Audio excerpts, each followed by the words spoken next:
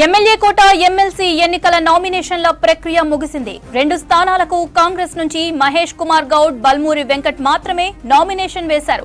మిగతా పార్టీల నుంచి ఎవరూ నామినేషన్ వేయకపోవడంతో కాంగ్రెస్ కి చెందిన 2 అభ్యర్థుల ఎన్నిక ఏకగ్రీవం కానుంది.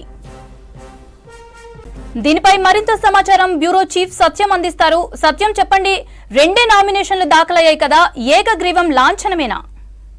ఎమ్మెల్యే కోట ఎమ్మెల్సీ ఉప ఎన్నికకు నామినేషన్ గడువు ముగిసింది. ఇప్పుడే సాయంత్రం 3 గంటల వరకు నామినేషన్ గడువు ఉంది. కనుక గడువు ముగియడంతో కాంగ్రెస్ పార్టీ నుంచి 2 ఉప ఎన్నికలకు సంబంధించి ఎన్నికల కమిషన్ సపరేట్గా వేరువేరుగా నోటిఫికేషన్ ఇవ్వడంతో కాంగ్రెస్ పార్టీ ఎమ్మెల్యేలే అత్యధికంగా దాదాపు అంటే 65 మంది, అంటే సిపిఐతో కలిపి 65 మంది ఉన్నారు. కానీ కాంగ్రెస్ పార్టీ నుంచి 2 ఎమ్మెల్యేలు ఈ ఎమ్మెల్సీ స్థానాలకు కాంగ్రెస్ అభ్యర్థులు నామినేషన్ దాఖలు చేశారు. ఎమ్మెల్యే కోటాలకు సంబంధించి కాంగ్రెస్ పార్టీకి సంబంధించిన 65 మంది ఎమ్మెల్యేలు ఉన్నారు కాబట్టి అత్యధికంగా సంఖ్య ఉన్న కాంగ్రెస్ పార్టీ ఎమ్మెల్యేలు ఉన్నారు కాబట్టి ఈ 2 స్థానాలను కాంగ్రెస్ పార్టీ దక్కించుకుంటుంది. అయితే ఇటు బీఆర్ఎస్ పార్టీకి 39 స్థానాలు, అదేవిధంగా బీజేపీకి 8 స్థానాలు ఉన్నాయి.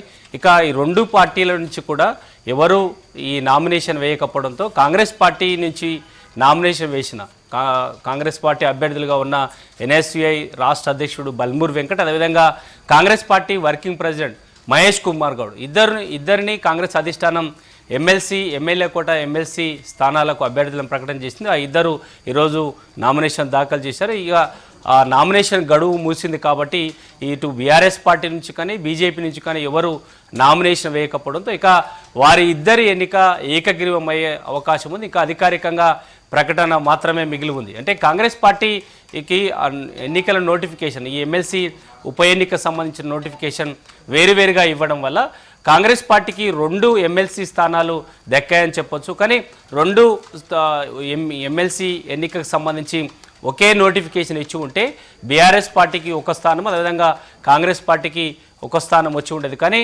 కేంద్ర ఎన్నికల సంఘం వేరువేరుగా ఈ నోటిఫికేషన్ ఇవ్వడం వల్ల కాంగ్రెస్ పార్టీకే అసెంబ్లీలో అత్యధికంగా అసెంబ్లీ స్థానాలు ఉన్నాయి.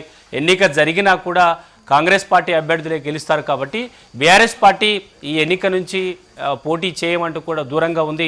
అందుకే ఇక కాంగ్రెస్ పార్టీ ప్రకటన చేసిన నామినేషన్ వేసిన బల్మూరి వెంకట్, అదేవిధంగా ఆ పార్టీ వర్కింగ్ ప్రెసిడెంట్గా ఉన్న మహేష్ కుమార్ గౌడ్ ఇద్దరు నామినేషన్ దాఖలు చేశారు. ఇక నామినేషన్ గడువు ముగియడంతో ఇక ఎలక్షన్ కమిషన్ అధికారికంగా ప్రకటన చేయడం మిగిలి ఉంది. ఇక కాంగ్రెస్ పార్టీకి ఏకగ్రీవంగా ఎమ్మెల్సీ ఉప ఎన్నిక సంబంధించి ఎమ్మెల్యే కోట ఎమ్మెల్సీ ఉప ఎన్నిక సంబంధించిన ఈ ఎన్నికల్లో కాంగ్రెస్ పార్టీకి 2 స్థానాలు ఏకగ్రీవంగా దక్కించుకుని చెప్పొచ్చు. ఇక ఇతర పార్టీ నుంచి పోటీ లేదు.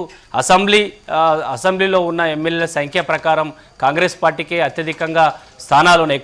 ఎక్కువ మంది ఎమ్మెల్యేలు ఉన్నారు కాబట్టి కాంగ్రెస్ పార్టీ 2 స్థానాలను దక్కించుకుంది. ఇక అధికారికంగా ప్రకటన రావడం ఖాయం. కాంగ్రెస్ పార్టీ ఎమ్మెల్సీలు ఏకగ్రీవంగా ఎన్నిక అయినట్టే చెప్పొచ్చు. Mamata. Okay, thank you Satyam.